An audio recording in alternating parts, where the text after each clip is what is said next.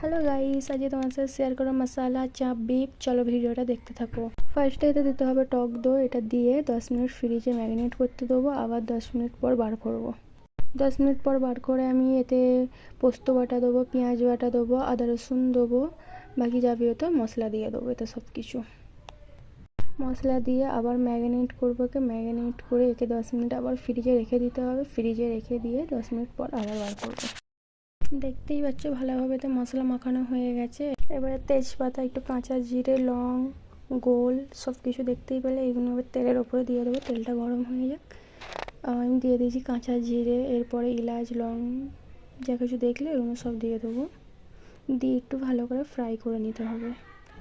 Fry হয়ে গেলে এতে একটু পেঁয়াজ দিয়ে দেবো। পেঁয়াজটা একটু কালার হতে দেবো। একটু বাদামি কালার হয়ে গেলে তারপরে দেখতেই পাচ্ছ বাদামি কালার হয়ে গেছে। এবার এতে আমি গোশটা দিয়ে দেবো ম্যারিনেট করা। দেখো এতে ভালো করে গ্যাসটা জোর দিয়ে ভালো করে নাড়তে হবে। নেড়ে নিয়ে এতে আমি পানি বেরোবে, এই পানি দিয়েই কষতে হবে। এক্সট্রা করে কোনো পানি দেওয়ার দরকার নেই।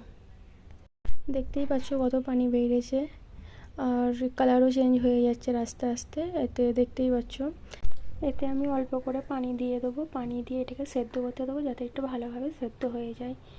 তো এটা চাপটা আমার কমপ্লিট। এতে আমার ঝোল রাখতে হবে, না হলে ঠান্ডা হয়ে গেলে ঝোলটা ঘন হয়ে যাবে। আর ভিডিওটা যদি ভালো লাগে তো একটা লাইক কমেন্ট শেয়ার করতে। Thanks for watching.